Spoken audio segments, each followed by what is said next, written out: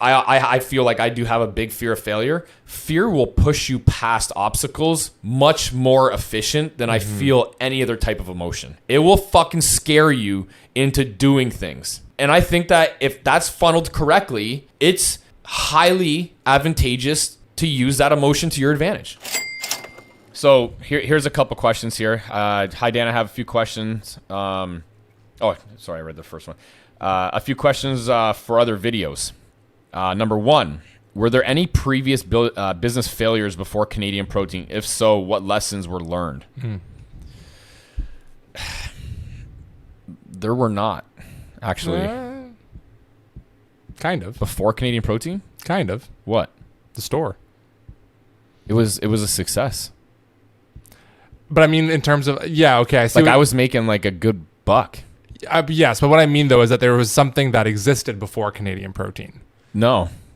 So I started the website first. Well, you don't own the store still. No. This is what happened. So I started a website first, truesupplements.com. It was not doing well in the beginning. I started a store as like a holy shit, the fucking website sucks. It's not doing well. Right? And then I named the store the same as the website. But it just took I was a little bit impatient, but I also didn't have a fucking job or anything. So I had to do something, right? And I had a little bit of notoriety around town, right? And I started a store, and I was basically selling products in the store as well as online. It simply took a little bit more time for the store for the website to pick up, and then the store was doing like $15K a month, like 10 to 15K a month. I was like the only one working. It was doing well. Oh, nice. Yeah, it was actually doing well. And then I simply realized that like for me to get some serious scale, I'd have to. The store just wasn't scalable. The store isn't like a brick and mortar. Like I wasn't looking at like a franchise scenario or like opening multiple stores or whatever. So I had to sell the store. So I sold the store for literally only what I had into it. In terms of like stock, the construction of like just little bullshit. I think I sold the store for like $17,000, and it was doing like 10 to. I was making at that point probably $5 to $6 grand a month. That was a sweet deal, man. That was a sweet deal. But that was also on the cusp of me realizing that like brick and mortar stores was not the future. Yeah. Right. So I had to kill it and focus on scale, and e-commerce was what brought scale. I think that's still like a good lesson. It's not necessarily a failure, but it's still it's a realization. Right. It failed in comparison to the juggernaut or the huge opportunity that you had here. But I didn't. It's like but it didn't fail. It just like in comparison to the opportunity. Now of here's another thing too. Online. Yeah, exactly. It didn't fail. It still taught you things. It still made you realize that e-commerce was the future because that is scalable. Now here's the thing. This is where it could have failed. I was also working like literally fucking 16 to 20 hours a day working at that fucking place because I was really the only guy there.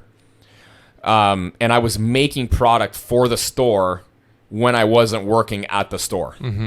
So if I would have hired someone to make the product, like private label the product, as well as work in the store, there's the $5 to $6 grand profit right there. Yeah. So it was the way that I operated it, and whether or not, or if it was sustainable or not, is a different story. But in terms of sustainable, I guess, business operation, it probably wasn't sustainable, to be quite honest, like long term, right? Like how the fuck long are you going to do that for? Yeah. Working every single day, 16, 20 hours a day, making your own shit for the store, putting in the hours there. Like it wasn't a sustainable business model, right? But in overall, I didn't have necessarily like a failure in business, early on. I had a lot of, concepts that I wanted to engage in that I'd bring up to buddies or this and they'd be like, oh yeah, okay, like just dumb shit like that. But other than that, I didn't like actually fail at any businesses, but I also forced myself to make it work. Like I fucking borderline killed myself in the beginning so that I wouldn't fail. Right. I think that's actually key. I think a lot of people will fail because they are incapable of putting in the necessary effort to make it a success. What about in terms of some of the businesses that since you started Canadian Protein, maybe some of the ones that haven't taken off to maybe the level that you thought it would have, or ones that you closed the doors on that maybe have taught you something? I haven't had, the cannabis. Yeah, for sure. That's a big one that we didn't even get started. It was, what do you think that experience taught you? I'm not partnering with anybody anymore. Like straight up. Yeah. The only time I'm partnering with anybody is when I have full control. 100%, and I actually qualify the partner in terms of the amount of capital necessary to be invested, and certain things like that. But what about some of the other ideas that maybe just not haven't like taken off to the level that they could? For example, the first attempt at meal prep. We're doing this kind of a second time, and I think we're doing it a better way this time. Yeah. But what do you think the first attempt at meal prep taught you? Again, partnering with people that you don't necessarily have the control of. The meal prep was going great, but unfortunately, the person that was, manufacturing the meals was not as savvy as us. Good chef. Wasn't able to allow us to capitalize on the actual potential of like a meal prep business, right? So us, like me owning a golf course now, and in the golf course having a large scalable kitchen, me having my own employees at the golf course that are chefs and cooks and all that, line cooks, whatever. Us being able to run meal prep out of that facility, which is ours, and we control the entire process. That's where it's going to be a success, and a big one. So really, like, not investing poorly. This was a big one. Obviously, about it, but investing in someone that, how can I explain this? Because I actually don't feel like it was my. There's still things you would have done differently, though. There's big things that I would have done differently. Yeah. So I invested into a business that it wasn't really me even investing into a business. It was me providing private money to get a business started. Right, because you didn't have any ownership. I didn't have any ownership. Yeah. And in the beginning it was great. The owner was, providing really high returns for me and was paying. And then about halfway through, it kind of stopped, and I had a lot of money owing, and I got pretty much shysted. So we're going after him now. One of the issues that I can tell people is make sure your lawyer is on point, because I actually don't feel the person that wrote the agreements for me in this scenario did enough legal due diligence to ensure my capital was protected. I'll never make that mistake again. I want to see proof of, and I was told that my capital was protected, and unfortunately for me, I took my legal counsel's word for it, right? And now this isn't somebody that's involved in Coachwood Capital. So if you go on Coachwood Capital and you see Dave, this isn't him, or Mike. This is a different lawyer. I won't make that mistake again. I'll maybe even have another lawyer take a look at it, to be quite honest, or maybe even use a different lawyer's firm, a different firm that actually engages in or specializes in these type of investments or scenarios or whatever the case. And the reason why I feel I went down this road or it ended up here is because I'm used to doing private deals with real estate, And that's easy to read. I can drive by the property. I could take a look. I can see the appraisals. I can call the appraiser. Like I could do all that kind of shit, right? I could pull the mortgages. I could see what's owing, what's not owing. Like I could see all of that stuff, right? I could see the credit scores on these people.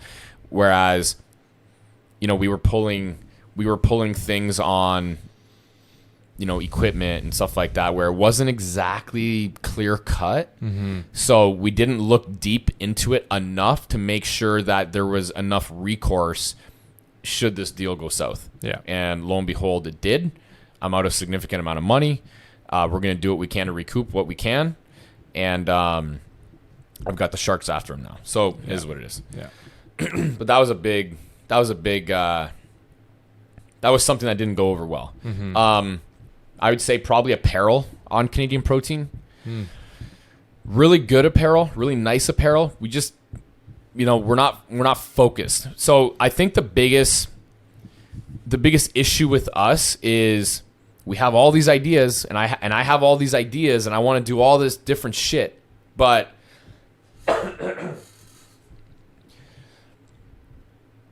you always bring this up. What's going to return the most amount of money? All these ideas are great, but sometimes I have this need to do something new all the time. I'm always trying to do something new. And I lose focus on what's in front of my face. And that tends to hit the back burner a bit, right? For our new ideas that aren't even returning anything because it's only an idea. And then I pull you guys out of what's really making a lot of money for these new ideas that aren't making any. And that's something that over the last little while, I feel I've been scaling back a bit, right? I'm only bringing in things that either, number one, are ideas for the things that are existing, or number two, ideas that can easily be leveraged by the things that are already existing. Yeah. Like the meal prep. Yeah. It's the exact same demographic, exact same, idea of offering. Yeah, where there's a very low amount of barriers and requirements for human capital to be able to just go to market with whatever the idea is, right? Like if it's something that we're already doing, or that we just shift a couple things around, build a website and set up a ShipStation account or whatever it is, then we know we can do it like this. Yeah. Whereas other things that maybe require, like where it would essentially require an entire team full time just to build that up, that's where it's like, okay, it's a fantastic idea. But when you're comparing, like, let's say 10 great ideas across the board, it's like, okay, which is the best of the great ideas? Yeah. Right? Because it's not like any of the ideas are ever bad. Yeah. Right? Like the apparel line, like, was a great clothing. There's a lot of viability there. It just didn't have the attention that it required in order to actually And we'll do it, and we'll do another apparel line, in the future, near future. But I want to really, in order for us to do an apparel line, everything else has to be in place for us to like heavily leverage what we currently have in order to make other business options or new ventures truly succeed. So before I even bring anything new to the table anymore, that's what I'm going to be focusing on, is leveraging what we have at hand. It's also helpful having, sorry, just one last thing. It's also helpful having like myself and the rest of the team here being able to provide that continued focus on our cash cows, on the businesses that are like performing well, that are scaling, that are already rolling, that are continued attention, because it almost then frees up you to be able to do what arguably you're best at and what you love doing, which is this, like, creating new ideas, like creating new businesses, starting them from the ground up, right? Something that I think has probably taken away most of our time is like, our trying to, put together things for, like, say, like my brand. Right? Like, that's been the hardest business, arguably, of them all. It really has. Yeah. And the reason why is because I'm always trying to figure out, like, how can I convert people? How can I do... I just had the fucking epiphany. What? You know why you're having such a hard time with creating your brand? Is because all of your other businesses, you're the prime consumer of that product. Canadian Protein, you consume protein powders. Meal prep, you want to buy meal prep. Yeah. The clothing, you know what type of clothing you want to have.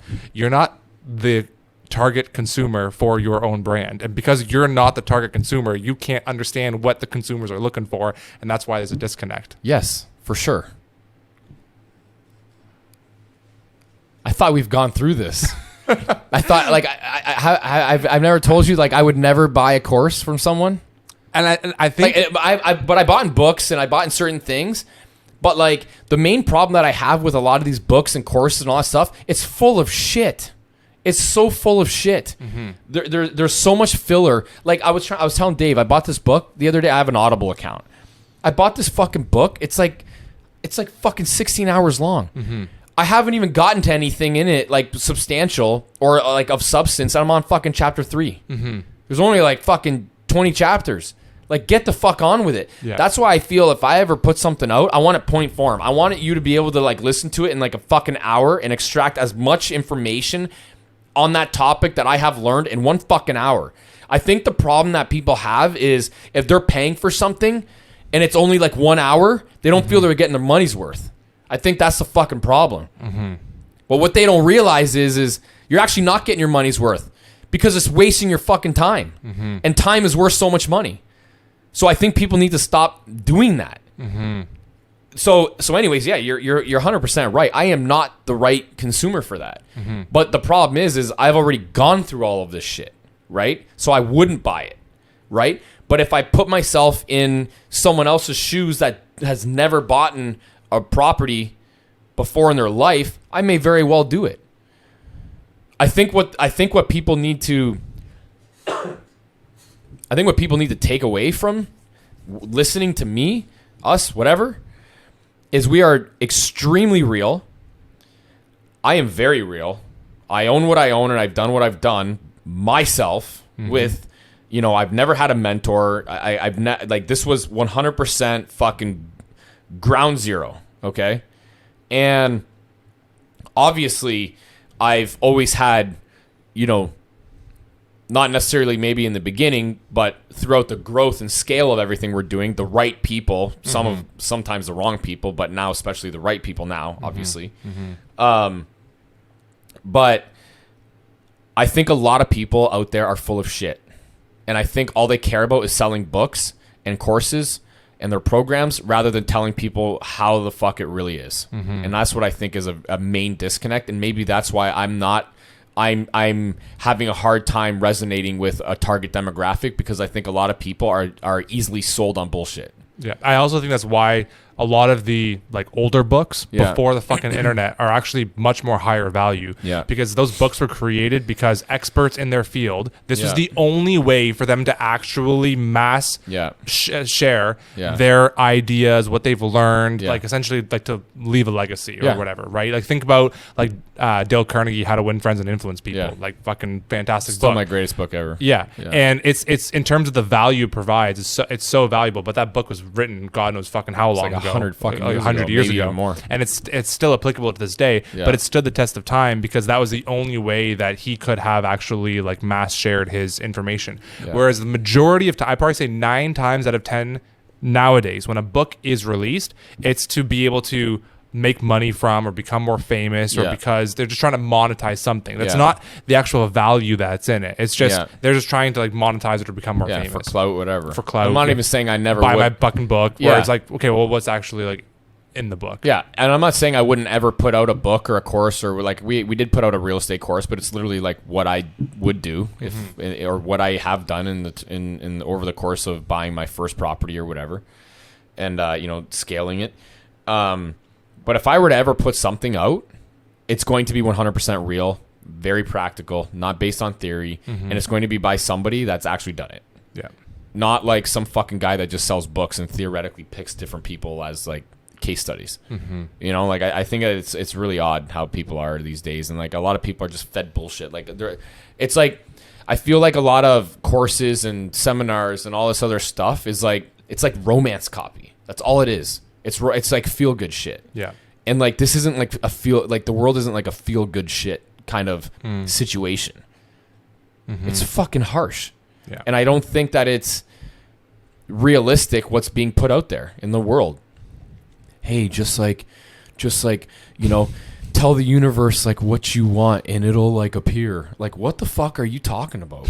Like, seriously, what are you even talking about? I had a comment on, like, I get the concept, but like, okay, I want this. Like, what do you do? Yeah. Right? Like, there's steps involved to like get what you want. You can't just like want something and then be like, okay, I'm just gonna like wait for it to appear. Yeah. Like, there was this one girl that was like, just people have a fucked up disconnect of how the real world works. I made a comment about like how the world is like a fucking savage place, or like not even that. On a comment on Grant Cardone's fucking Twitter page about like something about fear or whatever like that, right? And I was like, this girl posted like, oh, like you can get rid of fear and you could just do this and that. And I'm like, no, you'll never get rid of fear. Fear is an emotion that every single human experiences, even like the most hardened people, like Navy SEAL, like you name it, doesn't fucking matter. You're not going to tell me there's not one person on earth that does not experience fear at some level in some situation. You're not going to fucking tell me, okay? Yeah. What does she say? Oh, you should just like, if you meditate and you do like, you know, yoga and stuff. I'm like, are you fucking, this is a prime example of like, what the fuck are you talking about? Like, you can get rid of it if you just like do yoga and meditate. It's a like a mindset. No, bitch. It's like, if you're looking at a fucking, like, if you're standing there in the fucking woods and like there's like this fucking bear like that just like runs out of a bush, like, what the fuck? You're not gonna just go into a fucking meditation. You're gonna drop down in a fucking yoga position, or like you know, somebody breaks in your house and puts a gun down your fucking throat. What are you gonna do? You're not gonna be scared? Like, what are you even fucking talking about? You know, like, obviously she's never been put in a position. That's what I'm trying to say. Like, obviously you've never been put in a position that's required you to have that fear response. It's actually like really helpful to have that kind of response. And the whole point of Grant Cardone, it was a Grant Cardone tweet saying that, like, if you're not scaring yourself, you're not making big enough moves. And I actually agree with that because fear, I feel like I do have a big fear of failure. Fear will push you past obstacles much more efficient than I feel any other type of emotion. It will fucking scare you into doing things. And I think that if that's funneled correctly, it's highly advantageous to use that emotion to your advantage. Not fucking doing yoga to not have it. That doesn't fucking, like, get the fuck out of here with that.